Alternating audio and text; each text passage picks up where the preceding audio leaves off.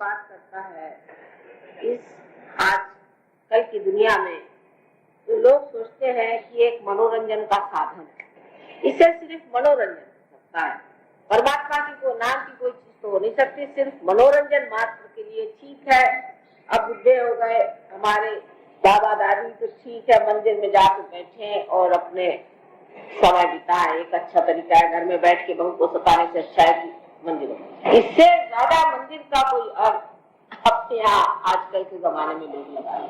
ये जो मंदिर में भगवान बैठे हैं, इनका भी उपयोग यही लोग समझते हैं कि इनको जाके अपना दुखा बताए, ये तकलीफ है वो तकलीफ है और वो सब ठीक हो जाना चाहिए। लेकिन ये मंदिर क्या है, इसके अंदर बैठे हुए भगवान क्या है, उनका हमारा क्या संबंध है और उनसे कैसे जोड़ना चाहिए संबंध, आदि चीजों के बारे में अभी भी बहुत बातें गुप्त, और ये बातें अनादिकाल से होती आई है। आपको मालूम है कि इंद्र को तक आत्म साक्षात्कार देना, जो अनादि करते करते ये बातें जब 6ठी सदी में सबसे बड़े हिंदू धर्म के प्रवर्तक आदि शंकराचार्य संसार में आए, तब उन्होंने खुली तौर से बातचीत शुरू की। नहीं तो अपने यहाँ भक्ति मार्ग था और एक वेदों का तरीका था जिससे कि गायत्री मंत्रादि। जब जब कभी भक्ति में लोग बिल्कुल बेकार चले जाते थे तो उनको खींचने के लिए ऐसे लोग आते थे कि जो कहते थे छोड़िए और अपना चित्त हटा करके और निराकार, साकार में बिल्कुल बह चले। और जब निराकार में बहुत बहते थे तो उनसे कहने आते थे बाबा निराकार से कुछ फायदा नहीं होता, चलो साकार। लेकिन वो इधर से उधर जैसे कोई पेंडुलम चलता है ऐसे इंसान चलता था। और इसीलिए इन दोनों चीजों से आदमी ये समझ गया कि इसमें भक्ति भी है और निराकार, ओंकार भी है और कृष्ण भी है। उसके बगैर हिसाब किताब बन नहीं सकता। सहयोग में आप दोनों के दर्शन पाते, ब्रह्म के भी दर्शन पाते हैं और इन सब देवताओं के भी दर्शन। ब्रह्म की शक्ति जो है यह परमात्मा की प्रेम की शक्ति है जो चारों तरफ विचरण करती है। और जितने भी जीवित कार्य संसार के हैं, जैसे एक फूल से फल बनाना आदि जितने भी जीवित कार्य हैं वो करती, हमारे अंदर भी वो कार्य करती है जिसे हम पैरासिम्पैथेटिक नर्वस सिस्टम कहते हैं, उसमें वो विचरण करके और कार्य करते। ये तो ब्रह्म की शक्ति है।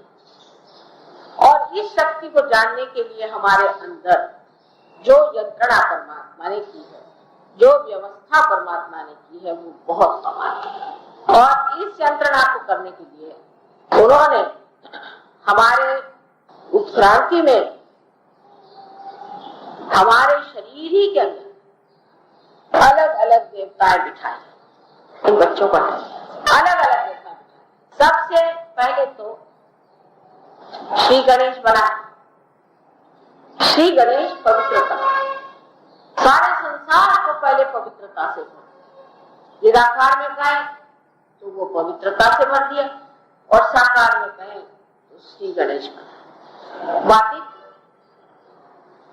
जैसे ये अब आप देख रहे हैं जो जल रही है, इसका प्रकाश चारों तरफ है लेकिन इसकी ज्योत भी है और प्रकाश। इसी प्रकार जो सबसे पहले चीज बनाई वो श्री गणेश बनाए, जिनका प्रकाश चारों तरफ फैला हुआ है जो ब्रह्म। अब किसी ने अगर गणेश जी को पकड़ लिया तो भी गलत होगा और किसी ने अगर प्रकाश को पकड़ लिया वो भी गलत हो गया।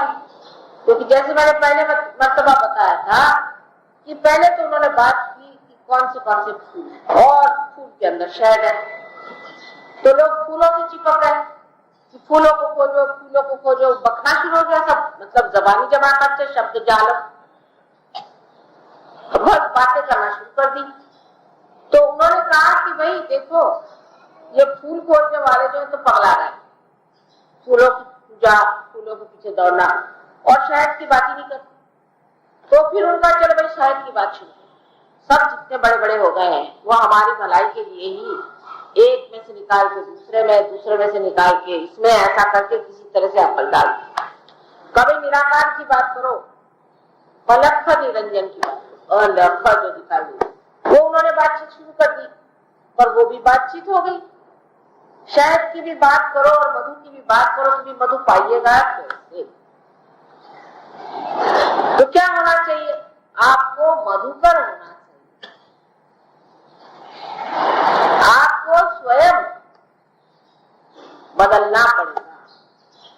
आप में आत्म साक्षात्कार होना चाहिए, ये सब धर्मों में कहा गया है। क्योंकि अदल बदल करने से थोड़ा दिमाग आदमी का ठनकता है, सोचता है कि चलो ये गलत चीज थी, दूसरी चीज पकड़। लेकिन सबने एक बात कही, चाहे कितना भी अदलो बदलो, लेकिन चीज है आपका आत्म साक्षात्कार होना चाहिए। किसने नहीं कहा? ईसा मसीह ने कहा कि तुम्हारा किसी जन्म होना चाहिए।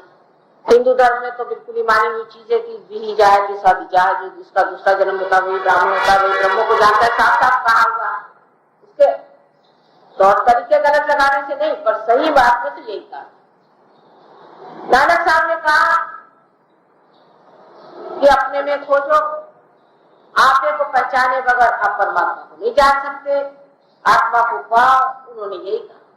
अब सबने यही रट लगा के रखी है कि भाई आत्मा को पाओ, जन्म करो। ईसा मसीह ने कहा वही बात, मोहम्मद साहब ने कहा कि आपको पीर होना पड़ेगा। सबने जब एक ही बात कही है तो उन्हें ध्यान देना चाहिए कि सबने इसका अंतिम लक्ष्य एक बताया कि कितने भी चक्कर काटो लेकिन पहुंचना वहां, और उसका दिमागी जमा खर्च बना रखा है सबने, उससे नहीं मिलने वाला। आदि शंकराचार्य जी ने भी यही कहा कि बाबा दिमागी जमा खर्च। अब सहयोग में तो हम ये मानते हैं कि बुद्ध देव जिन्होंने निराकार की बात की, जिन्होंने ईश्वर की बात ही नहीं करी, क्योंकि उन्होंने सोचा कि ईश्वर की बात करो तो ये ऊपर तंग जाता है, ये फिर अपनी सोचते नहीं है। ईश्वर की बात करो तो सब अपने को ईश्वर समझने लग जाते हैं। बहुत से लोग वो सोचते हैं कि हम बिल्कुल निराकार हो, बहुत से लोग अपने सोचते हैं हम ईश्वर हो गए। इंसान का दिमाग ऐसा है जिस चीज से चिपका दो वही हो जाता है, और जो असल में है आत्मा वो नहीं होता। तो इस तरह से जब चलने इंसान का स्वभाव है, इससे चिपक जाए उससे चिपक जाए, तो बुद्ध ने भी क्या कहा कि ईश्वर की बात ही नहीं करो तो अच्छा, नहीं तो ये ईश्वर को जेब में डाल देते हैं, और जब जरूरत है जेब से निकाला ईश्वर दे, ये काम करना दे। अब वो कौन सा ईश्वर है भगवान जाने। जब अपने एक जन्म में उन्होंने ईश्वर की बात नहीं की और उन्होंने कहा कि बस चलो निराकार छोड़ो, आत्म साक्षात्कार, उसका भी एक तमाशा बुद्धों ने बना डाला। तो वही आदि शंकराचार्य करके फिर संसार में आए, उन्होंने कहा कि भाई अब माँ की सेवा करो, इसके सिवाय कोई इलाज नहीं है, माँ की सेवा से ही पाओगे। क्योंकि बोलना तो था, आधा ही रह गया, आप दूसरी बात बता। जितनी उन्होंने ईश्वर की बात शुरू कर दी, उनको भी लोगों ने सता दिया, यहाँ तक कि उनकी माँ मर गई तो उनसे पहले तुम जला नहीं सकते, तो केले के पत्ते से उन्होंने जलाया।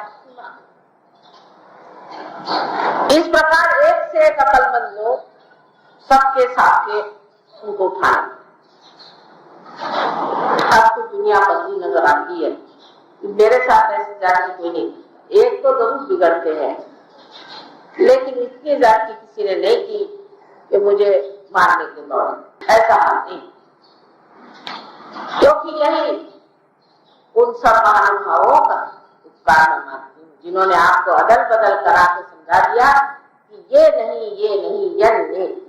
वचने निगमो, ये नहीं तो फिर क्या। जब नहीं करने पे आ जाएंगे तब बराबर चीज को आप पकड़ लेंगे। इसीलिए उन्होंने आपको बताया कि पहले साकार, निराकार, निराकार से साकार चलते। जब आदमी थक जाएगा इससे लड़ते लड़ते, तब वो रुक जाएगा और सोचेगा गंभीरता से फिर है क्या। तो निराकार आपसे मैंने बताया कि सारी ब्रह्म शक्ति जो चारों तरफ फैली हुई है, और साकार आप